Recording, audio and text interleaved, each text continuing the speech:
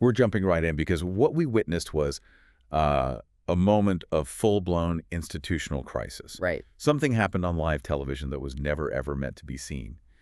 You have a cable news host, a completely routine segment, a familiar face, Yeah. Ilhan Omar, and then, boom, Nothing. the entire system just short circuits. Yeah. In real time, for everyone to see. And we have to be so clear about this. That system failure, it wasn't some technical glitch. It wasn't an accident. No. It was a conscious choice. It was a panicked choice. We all watched a live feed get cut, just silent, abrupt, right in the middle of a sentence. And it wasn't because the guest misspoke or said a curse word. No, not at all. It's because the host, and probably more importantly, the producers in the control room, they realized in that split second that the conversation couldn't be steered back. It was off the rails. It was off the approved rails. And the sheer speed of that decision, that tells you everything. It tells you about the fear that is gripping corporate media right now. It was a visible act of control, right there. Yeah. An override of the entire editorial process. This wasn't about running out of time. It wasn't about a breaking news story somewhere else. Wow. This was containment. Yeah. Pure and simple. This was a risk management decision made so fast, so unbelievably fast, there was no buffer, no graphic, no cut to a commercial. Just blackness. Just a sudden black void. The control room knew. They knew they had already lost the ability to frame the discourse, and they decided silence was the only defense they had left. The silence itself became the story. That's the irony. Exactly. In that moment, it exposed the media's most vulnerable point. It exposed the raw panic that hits them when a live, unfiltered discussion threatens the ideological architecture they've spent years building. Right. That abrupt shutdown signaled something huge. It signaled that the corporate media's meticulously managed extremism narrative, their entire framework for who they label and why, had just cracked wide open in public. It's the ultimate collision, isn't it? You have these structural failures of legacy media running headlong into the real-world fallout of policy. Yes. Tangible consequences. Specifically, I mean, let's just say it, mass migration and the compounded economic stress we're all feeling in late 2025. This wasn't just about one clip. This was about trust just collapsing, a country no longer buying the script. And that's our mission today. We're going to perform an autopsy on that exact moment. We are dissecting the failure of the media establishment to control language and reality at the same time. And why that sign-off was so much more than an isolated incident. It was a massive institutional admission, a confession, really. We are exposing the full truth of why that live feed was cut. This is about institutional panic and a media system that is realizing in real time it no longer controls the narrative or your trust. Stay with us as we expose the full truth. If you want the news they don't want you to hear, hit that subscribe button right now. Okay, let's really unpack this moment. I think it's critical we reconstruct the scene, especially for anyone who didn't see the viral clip. Absolutely. The context is everything. The segment started out so safe. It was scripted, predictable. The host was leading this discussion that was, clearly meant to reiterate established talking points. Right. The goal was clearly to talk about domestic extremism, but only within a very narrow, very politically convenient box. And then the guest, Ilhan Omar, she responded. And that's when it all changed. It changed instantly. And the source material we've gone through, it really points out that the initial trigger wasn't something obvious. It wasn't a curse word. It wasn't some unhinged statement. Oh. It was a subtle but profound shift, a shift in her performance and, more importantly, in the subject matter itself. So the discussion was supposed to be about defining radicalism. Yes, their definition of it. But Omar pivoted. She didn't just disagree with the premise of the question, she actually inverted it. She used the media's own language, their own framing, right back against them. She introduced a variable they hadn't planned for. From what we understand, she connected the conversation about American domestic extremism, usual target, to the institutional responses to foreign policy. Yeah. Specifically, the conflict in the Middle East. That was the precise trigger. This segment was designed to discuss, quote, politicized threats inside the U.S. That's the safe zone for them. Right. Omar, instead of sticking to that script, instead of defining threats outside the system, she started talking about the costs, the financial, ideological, and the moral trade-offs that are required by the system itself to maintain its current posture. Both foreign and domestic. Exactly. Yeah. She started blurring the lines between foreign policy criticism and domestic policy critique. And that right there, that is the exact fault line where the approved narrative completely breaks down. And the most important behavioral cue from what the analysis shows Wasn't just what she said, it was how she said it. Yes, the nonverbals were critical. The source material highlights these little details. A pause, a slight smile. These things did not match the expected tone, the gravity or the outrage that cable news demands for these subjects. She sounded confident, she sounded calm, analytical even. Which is the last thing they wanted. That calm, analytical approach, while discussing a subject that's usually reserved for, high emotion outrage, it created this dissonant effect. You can literally see the host just freeze, a micro freeze. Each of them just broke. It shattered because the conversation stopped being about fighting a designated enemy, which they know how to do. Yeah. That's easy. You can spin that into a ratings-boosting moral lecture all day. But it became dangerous to the framing itself. That's it. The moment the ideological integrity of their story was threatened, the panic began. Wait, hold on. I have to interrupt you there because this needs absolute clarity for our listeners who might not get the mechanics of live television. Live TV has systems. It has controls. It is designed from the ground up to prevent this exact type of public failure. You have producers in your ear, you have 5-second delays, visual cues, graphics packages ready to go. You have ads ready to roll at a moment's notice. A whole arsenal of tools. So why was there no transition? Yeah. Why the immediate silent darkness? That is the million-dollar question, and the answer is just pure, unadulterated institutional panic. Completely overriding protocol.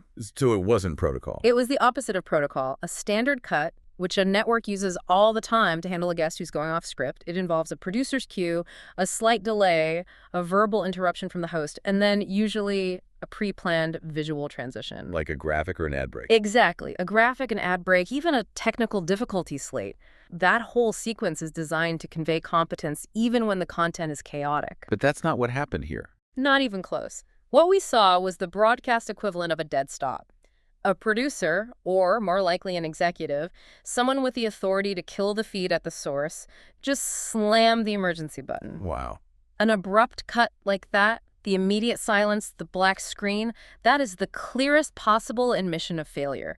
It signals that their risk calculus changed so fast that they decided the content currently being broadcast was more dangerous to the network's long-term authority than the immediate embarrassment of a public, jarring shutdown. So in that split second, someone upstairs decided that letting Omar finish her thought, or even letting the host try to rebut it. Which would have given her point legitimacy. Right. That was a greater danger than the visual proof of censorship. The immediate silence was an act of pure self-preservation. Precisely. If they had engaged, if they had debated her, they would have legitimized her critique. They would have legitimized the idea that the established moral framework has concrete, real-world financial and ideological trade-offs that the networks absolutely refuse to discuss. So by cutting the feed, they achieved temporary control, but they permanently legitimized the audience's worst suspicion. That what she was saying was too honest, too close to the truth to even be heard. It wasn't journalism. It was institutional damage control. And what's so fascinating is the implication for the control room itself. If they had had time to even show a technical difficulty graphic, they would have. Oh, 100%. That would have given them plausible deniability. The fact that they didn't suggest the panic was so instantaneous that it bypassed their own standard operating procedures. The ones designed for exactly this scenario. They lost the ability to even lie smoothly about why the broadcast ended. That's the core insight here. You have to focus on that. The faster the cut, the clearer the panic. It means they couldn't find a pivot. They couldn't find a safe rhetorical landing spot. And so they resorted to the fastest, crudest defense available. Sell the power. Kill the power. And this swift, graceless move, it confirms that the network is managing perception and protecting its own institutional position. It's not reporting reality. And the audience, they register that, even if it's just subconsciously. They might not know the technical protocols, but they know what a smooth broadcast looks like. And this was anything but. Which brings us to the question of why.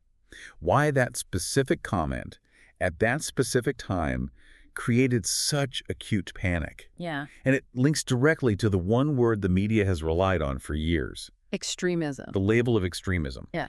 If that institutional panic was triggered by a collapse in trust, we have to talk about what they were trusting in the first place. Right. And that leads us right to the definition game, the game they play with words, specifically extremism. Oh, it's the definition game. And they have been masters of it for the better part of a decade. They've rebranded language. Words like extremism, hate, misinformation.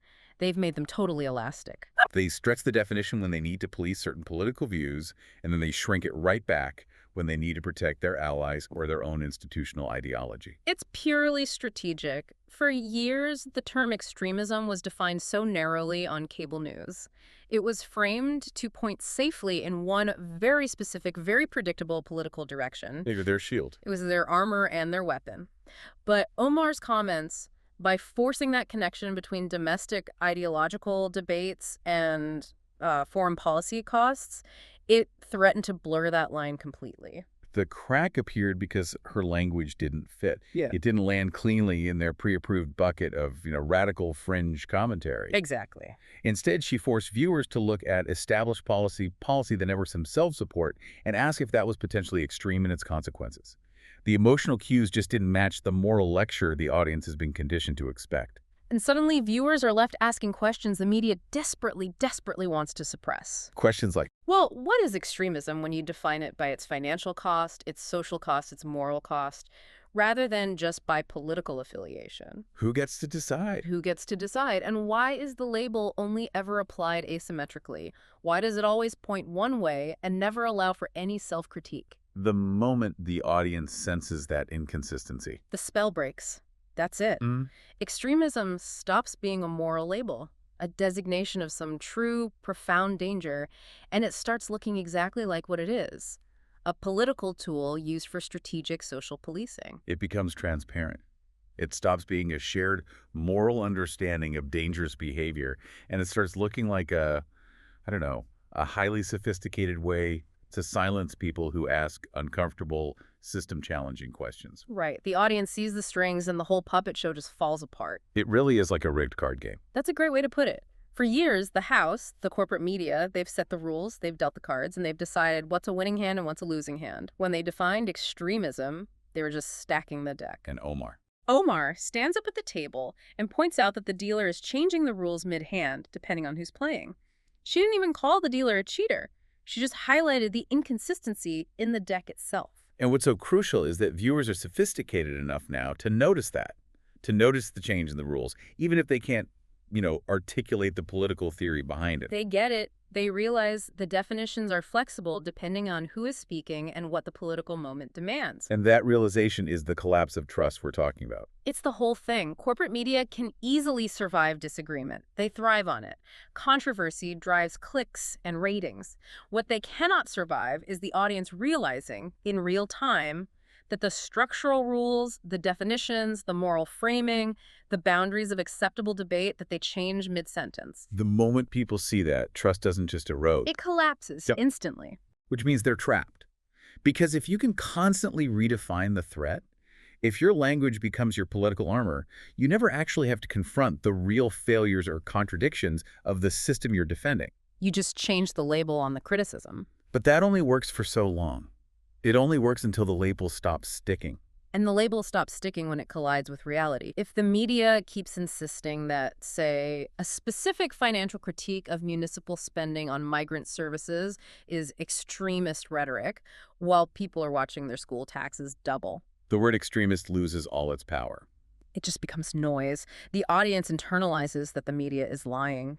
Not necessarily about the facts, but about the implications of the facts. So the goal isn't just to silence the person who said the thing, though that's a nice bonus for them. Right. The real goal is to preserve the structural integrity of the label itself.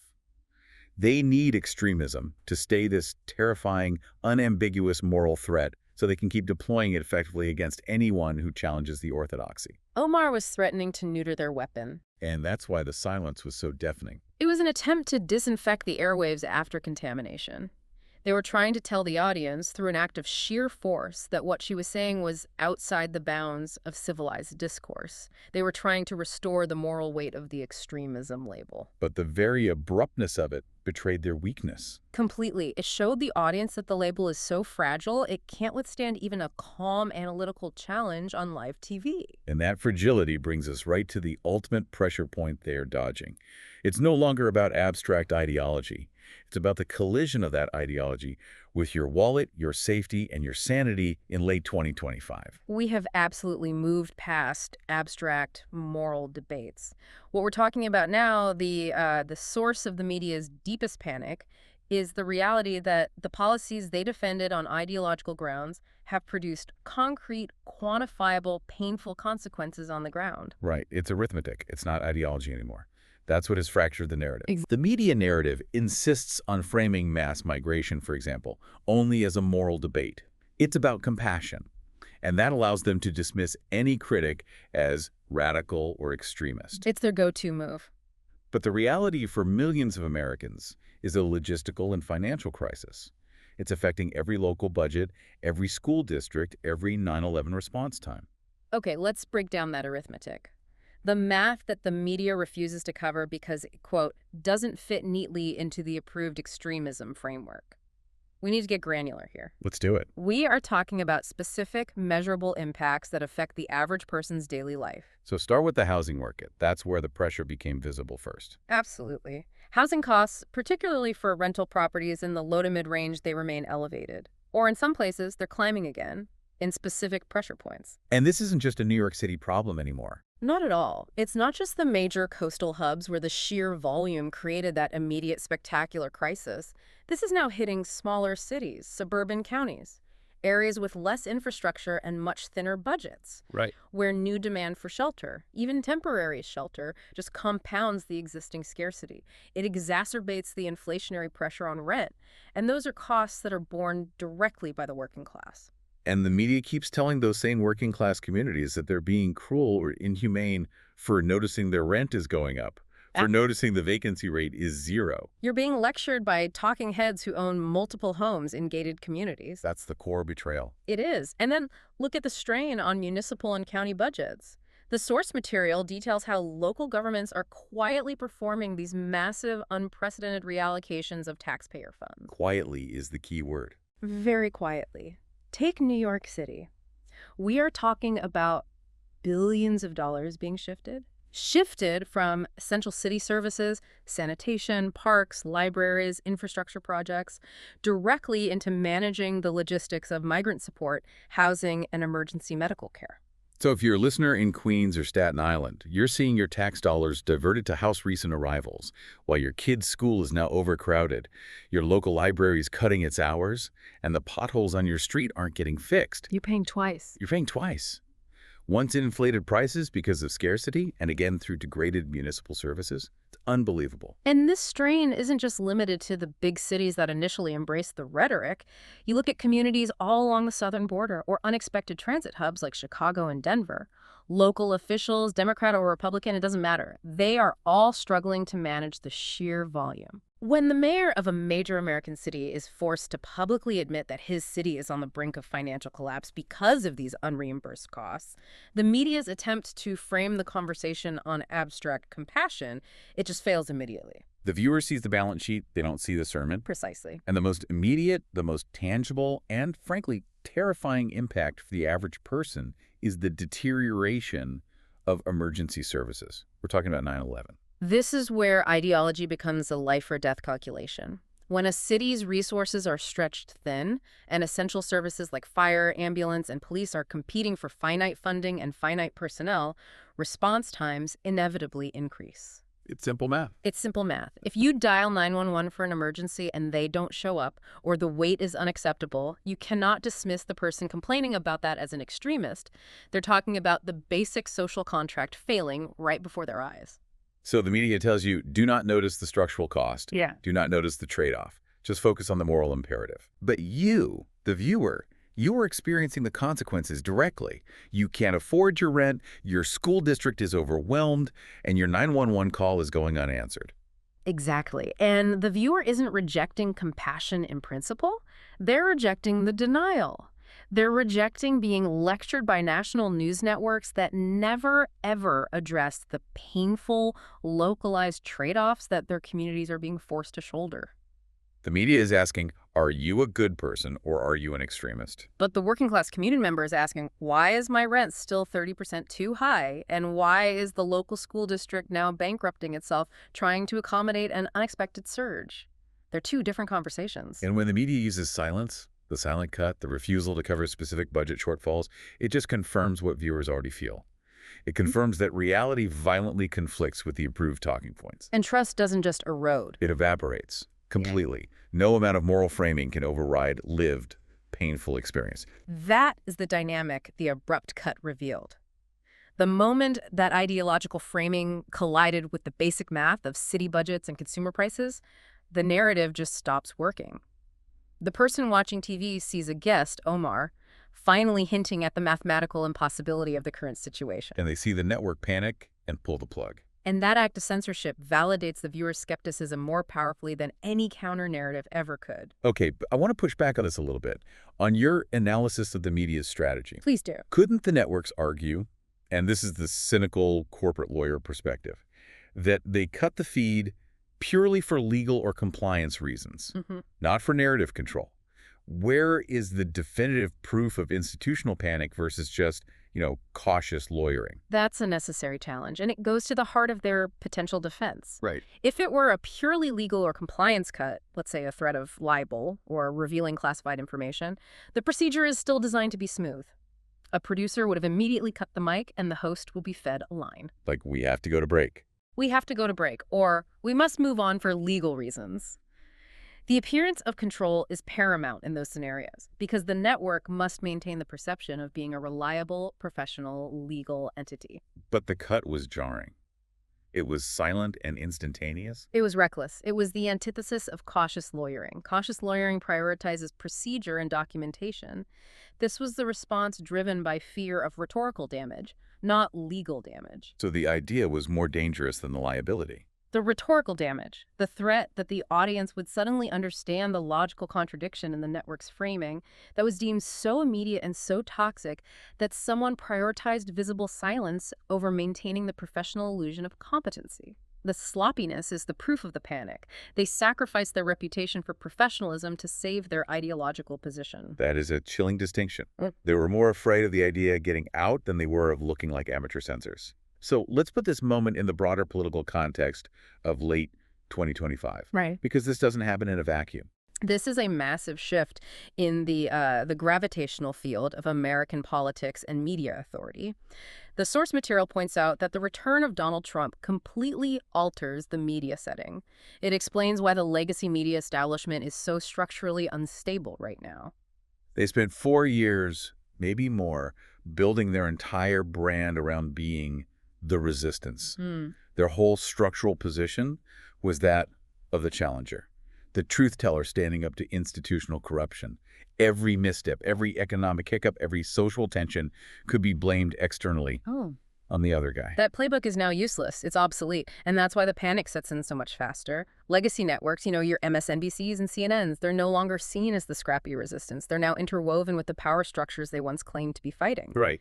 So when their narratives fail under the new administration, when the economy still strains, when social issues persist, when inflation still bites, there's no rally cry. There's no emergency framing they can use to reset the audience and divert attention. Because the audience sees them as part of the establishment now. They can't just point the finger at a common enemy because the audience sees the corporate media itself as a pillar of the system that's failing them. Their narrative authority is shot. It's gone. And that vulnerability creates this perverse incentive structure. When they were in opposition, they could afford robust debate because the outcome usually reinforced their anti-establishment position. It helped them. It helped them. Now that they're defending the establishment, robustness is risky. Any challenge, especially one that exposes the financial cost of their ideology, is treated as an existential threat. Which leads to their most insulting assumption. Yeah. They think people are misinformed. They think we're stupid. I do. They truly believe that if they just frame the issues a little better or use louder graphics or hire a more aggressive channel, that the audience will just come back to the approved narrative. And that is the huge, costly mistake corporate media keeps making. The Omar cut proves it. Viewers are not confused. They are disconnected. They are rational actors seeing trade-offs and failures that the media refuses to acknowledge. They got the point during that segment. They saw the hesitation, they noticed the tonal shift, and they understood exactly why the show ended early without anyone having to explain it to them. They don't need the network to tell them what to think. They know they're being told not to think about specific contradictions. So if the audience is that smart, what is the institutional tell that most people might miss?